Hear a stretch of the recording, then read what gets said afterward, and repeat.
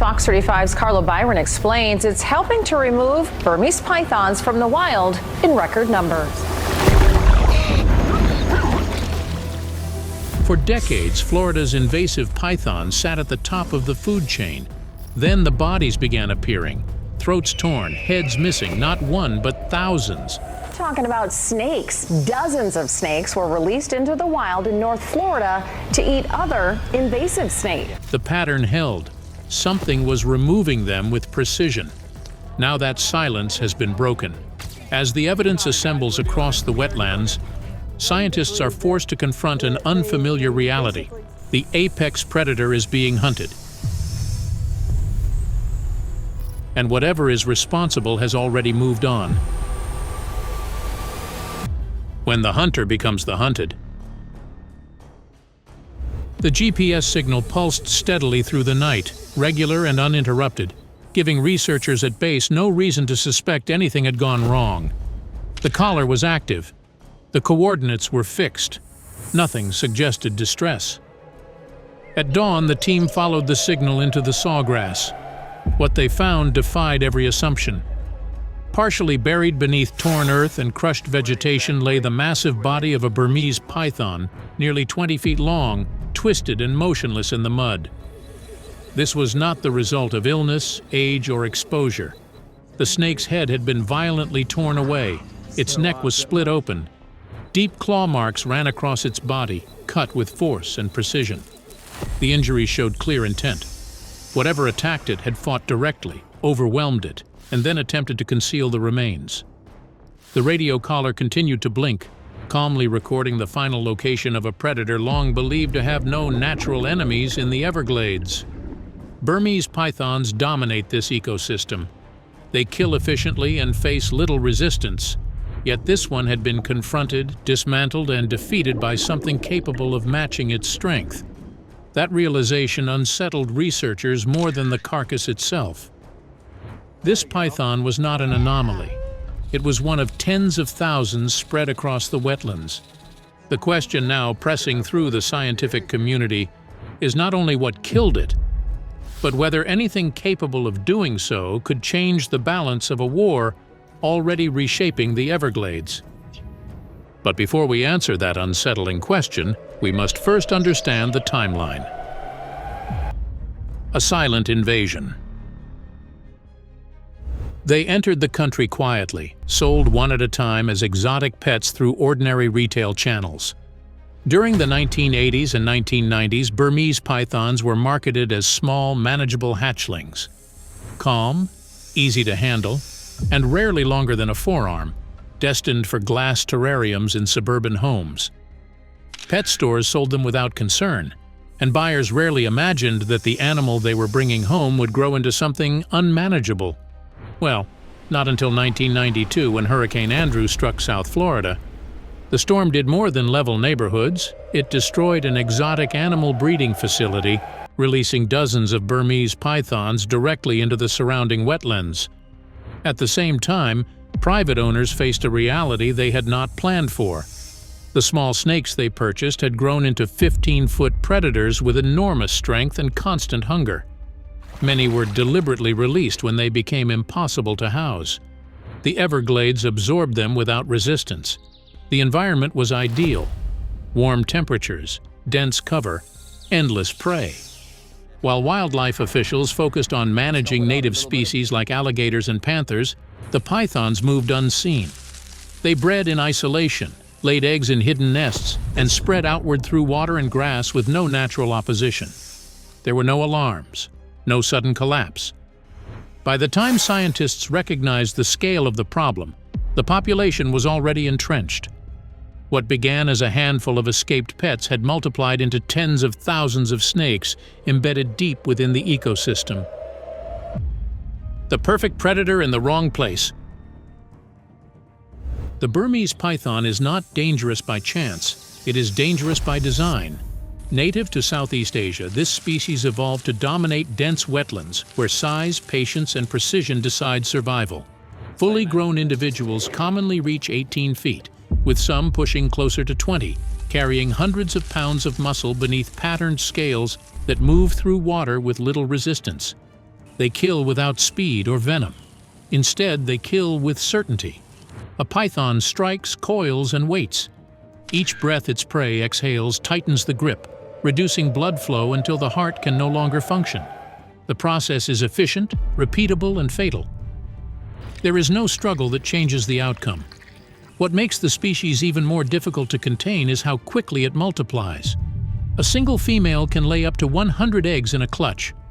She remains with them, coiling tightly and contracting her muscles to generate heat, ensuring the eggs survive. When the hatchlings emerge, they are not fragile. They are equipped with heat-sensing pits that allow them to detect warm-blooded prey in complete darkness. They begin hunting immediately. A 6-inch hatchling can kill prey the size of a rat. In Florida, the menu is extensive.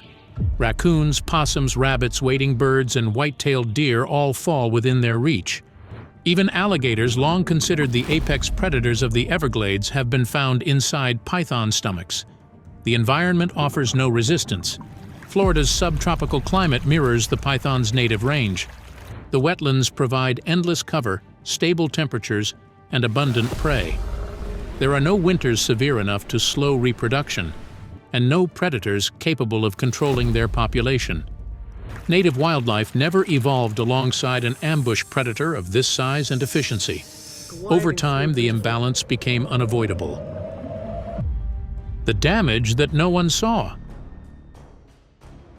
The silence hit first before everything else. By 2012, wildlife cameras that once captured hundreds of mammal images per week were recording single digits.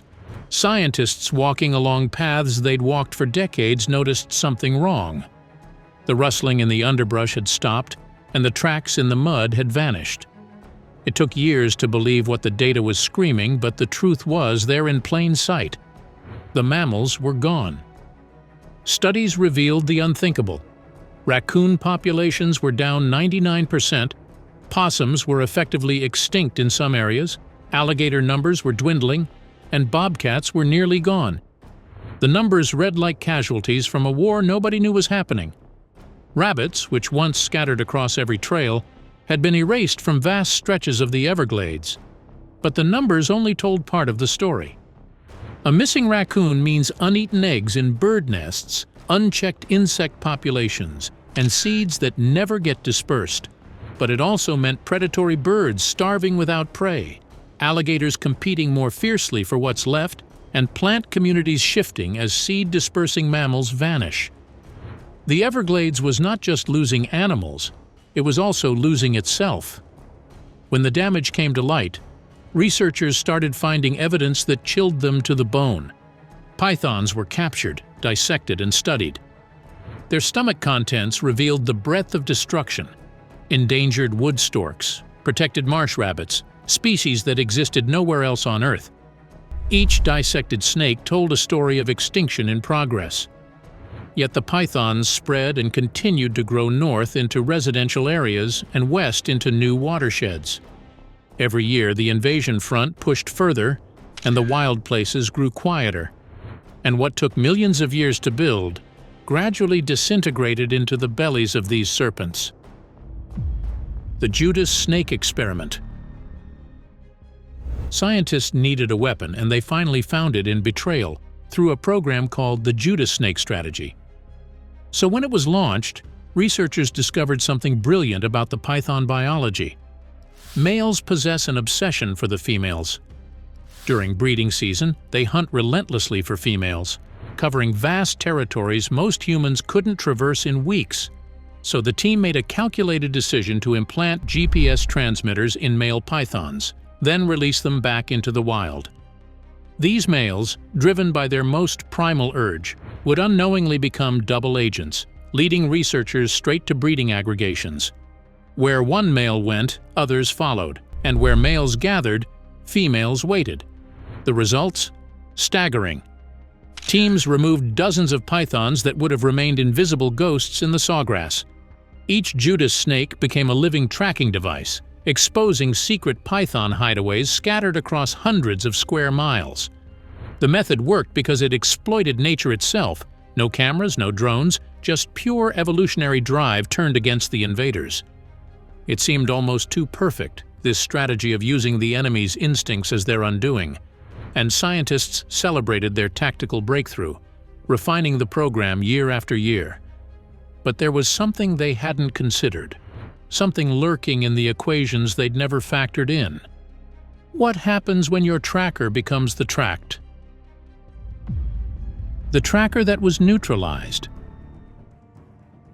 They named him Loki, fitting perhaps for a serpent about to become legend. And at over 13 feet long and weighing nearly 80 pounds, Loki represented the ideal candidate, large enough to survive the Everglades' dangers and aggressive enough to cover serious ground in search of mates. His scales gleamed with the distinctive brown and gold patterns that made Burmese pythons so prized in the illegal pet trade, the very trade that spawned this ecological nightmare. So researchers surgically implanted a state-of-the-art GPS transmitter, then released him into a remote section of the Everglades known for python activity. The mission was straightforward. Loki would roam, breed, and betray his kind. Scientists expected him to lead them to dense python populations, hidden nests, perhaps even to the apex breeding zones they'd been hunting for years. His transmitter pinged reliably every few hours, painting a digital portrait of his movements through swamp and hardwood hammock. And for weeks, Loki performed flawlessly. His signal showed him ranging across territories, pausing at locations that suggested encounters with other pythons. Teams followed his breadcrumb trail, removing snakes, collecting data, and mapping the invasion's true scope. Loki had become their most productive asset. In 6 weeks, his movements had led to the removal of 11 pythons. He literally became a cold-blooded informant, delivering results that exceeded projections. Then, on an ordinary Tuesday morning, something changed and the signal stopped moving. At first, nobody panicked. Pythons rest. They digest massive meals for days, lying motionless in the sun or coiled beneath vegetation. Loki's stillness could mean anything from a successful hunt, a breeding encounter, or a simple thermoregulation. But hours became a day, one day became 2, and the GPS coordinates remained frozen, a digital pin dropped in dense wetland southeast of the main research station. Protocol demanded an investigation, so the team assembled at dawn, loading airboats with tracking equipment, cameras, and collection tools. They punched Loki's last known position into handheld units and set off across a landscape that felt more prehistoric than modern. They found the location, a slightly elevated patch of ground beneath a canopy of pond apple trees, freshly disturbed earth, loose soil piled in a way nature doesn't arrange things. They began digging carefully, not knowing what they'd uncover. Then came the scales. Loki's distinctive pattern emerged from the shallow grave, his massive body coiled in death. But something was immediately violently wrong. Where Loki's head and neck should have been, there was only torn flesh and absence. His skull gone, his neck shredded. Whatever killed him hadn't just attacked, it had mauled, consumed, and obliterated. The researchers stood in stunned silence, and in the brutal hierarchy of the Everglades, pythons feared nothing. They were the apex, the untouchable. Yet here lay their tracker, headless and half-buried, a victim of something they hadn't seen coming. The mystery. What in Florida's swamps could kill a 13-foot python? The question hung heavy as researchers documented the scene. Loki's body showed clear signs of a violent struggle, the displaced earth, the defensive positioning of his coils, and the savage nature of the wounds. But pythons don't have natural predators in Florida. That's precisely why they've thrived here, why they've become the ecosystem's nightmare. Alligators occasionally clash with pythons, true, but those battles leave distinctive puncture wounds, crushing trauma. This was different. This was targeted predation, the kind that removed and consumed specific body parts. Early theories emerged quickly. Perhaps a large alligator had caught Loki off guard? Unlikely, alligators kill with the death roll, and Loki's body showed no such rotational trauma. Could it be another python, locked in territorial combat? Impossible, because pythons are constrictors, not biters, and they certainly don't practice cannibalism on this scale. Black bears roam the Everglades, but bear attacks leave claw patterns, scattered remains, and completely different signatures of violence. The head and neck removal suggested something more calculated, more precise. Predators target vital areas, yes, but this level of focused damage spoke to a killer that knew exactly what it was doing. Whatever attacked Loki had the strength to overpower a python in its prime, the killing instinct to exploit a vulnerability, and apparently the appetite to consume the evidence. Most disturbing of all, the burial. Something had attempted to cache the body and to hide its kill for later consumption. That behavior indicated intelligence, planning, and a predator operating with sophisticated hunting strategies. In all their years tracking pythons, researchers had never encountered anything like this. The Everglades, it seemed, still held secrets. Deadly ones. The transmitter data showed Loki had been stationary for only 4 hours before death, meaning the attack happened in broad daylight. The evidence. Trail cameras don't lie, and eventually they were going to reveal the truth. Researchers planted them around Loki's burial site, then waited. 48 hours later, the cameras delivered their verdict. The footage showed a creature moving through darkness with absolute confidence, a bobcat of about 40 pounds of coiled muscle and predatory focus. But this wasn't reconnaissance. This was a homecoming. The cat approached Loki's disturbed grave without hesitation, without fear, as though returning to something it owned. Frame by frame, the story became clear. The bobcat began excavating, powerful front paws scraping away soil with remarkable efficiency. It wasn't scavenging opportunistically. It was retrieving its kill, returning to feed on a python 3 times its size. The audacity seemed impossible, yet there it was, captured in grainy infrared, a mid-sized feline treating an apex predator like groceries. Closer examination of Loki's body revealed what the cameras confirmed: claw marks consistent with bobcat attacks, puncture wounds from canine teeth designed for precision killing, and that distinctive head removal pattern. Bobcats, researchers learned, often target the head and neck of prey, using their crushing bite to sever the spinal cord. They bury kills when they're too large to consume immediately, burying them beneath soil and debris to hide them from competitors. The scientific confirmation rewrote assumptions. Bobcats, native to Florida and under pressure from python expansion, had apparently adapted. They'd learned to hunt the hunters, to recognize pythons as food rather than threat. Loki's death wasn't an anomaly. It was evolution in action. The ecosystem fighting back through a predator tough enough, smart enough, and hungry enough to challenge the invasion. In the war for the Everglades, something unexpected had just joined the battlefield. Something with claws, fangs, and the audacity to bury evidence. Nature fights back. The discovery sent shockwaves through the scientific community. A Burmese python, 14 feet of apex predator, lying lifeless in the sawgrass. But this wasn't another removal by wildlife officers or a victim of Florida's unforgiving heat. This snake had been killed, its head and neck torn open, the unmistakable signature of a bobcat's fury carved into its flesh. This matters because it rewrites what we thought we knew. For decades, these serpents have slithered through the Everglades unchallenged, swallowing everything from raccoons to deer, reshaping an entire ecosystem with their insatiable hunger. Native predators fled or fell. The food chain buckled under their coils. But this single carcass whispers something different. The land is learning to fight back. Never before had researchers documented a bobcat taking down a python of this size. In all the years of monitoring, tracking, studying, nothing of the sort had happened. Then, suddenly, evidence that a 40-pound wildcat brought down a reptile 3 times its length suggested something profound happening beneath the surface of the invasion. But this was not the first time a bobcat had attacked a python. Back in 2021, a trail camera at Big Cypress Reserve captured a bobcat visiting a nest of python eggs and eliminating each of them. Over the next couple of weeks, the same bobcat returned to the site to find more eggs to destroy.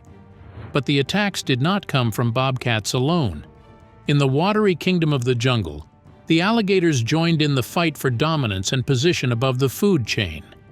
While the mature pythons fed on juvenile gators in the water, adult alligators returned the favor in the exact same way, targeting the young pythons. Perhaps native species are adapting, evolving new behaviors, and discovering that these foreign giants aren't invincible after all. The human above the food chain.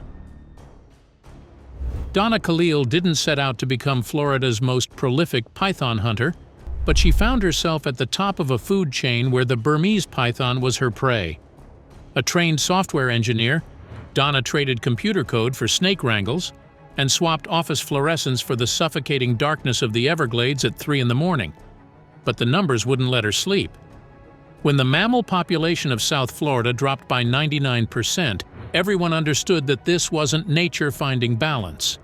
This was annihilation dressed up in scales and silence, a slow-motion apocalypse slithering through America's most unique ecosystem while most of the country looked away. So Donna looked closer. She learned their patterns, studied their haunts, and trained herself to spot the telltale signs of a Burmese python habitat. She joined the South Florida Water Management District's Python Elimination Program and quickly became one of its most effective operatives. After her first few successful hunts of pythons, she quickly became an expert. But expertise came with a price, and the more pythons Donna caught, the more she understood the magnitude of what they were facing. For every snake she pulled from the wetlands, dozens more lurked unseen in the sawgrass and cypress domes, breeding and feeding and spreading deeper into Florida's wilderness. But Donna doesn't do it for recognition. She does it because someone has to, because the alternative is watching the Everglades transform into something unrecognizable, and because every native animal that survives thanks to a python's removal is a small victory worth fighting for.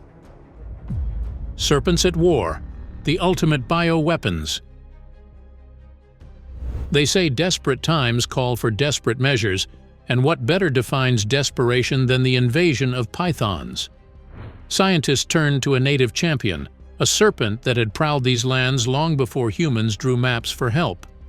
Sleek, iridescent, reaching lengths of 8 feet, the eastern indigo snakes possessed something the Everglades desperately needed: an appetite for other snakes and the temperament of a warrior.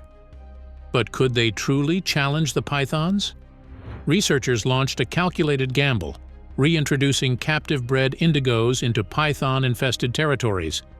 These were more than just releases. They were deployments. Each snake carried telemetry equipment, transforming them into living reconnaissance units. Scientists would track their movements, monitor their encounters, and wait to see if nature could reclaim what humanity had surrendered. The indigos didn't disappoint. Though significantly smaller than adult pythons, the indigos possessed aggression that size couldn't measure. They hunted python hatchlings with ruthless efficiency, swallowing them whole. More remarkably, they confronted juvenile pythons up to 3 feet in length in territorial disputes that left the invasive species battered or dead. But wars aren't won through battles alone. They're won through attrition, persistence, and time. Commodities the Everglades was running desperately short on. This was mankind playing the long game. The future of the Everglades. Does one dead python change the game? No. Science doesn't surrender easily, and neither do the researchers who've devoted their lives to understanding this crisis. Nature reminded us it hasn't given up. It adapted, responded, and fought back in ways we didn't predict and can't control. The Everglades has survived hurricanes, droughts, fires, and a century of human engineering that tried to drain it into oblivion. Now it faces an invasion of foreign serpents, and still, somehow it searches for equilibrium. The question that should haunt us isn't whether nature can adapt. It's whether it can adapt fast enough to matter, or if we've pushed this ecosystem beyond the point where rare victories change anything at all. Thank you for watching. See you in the next video.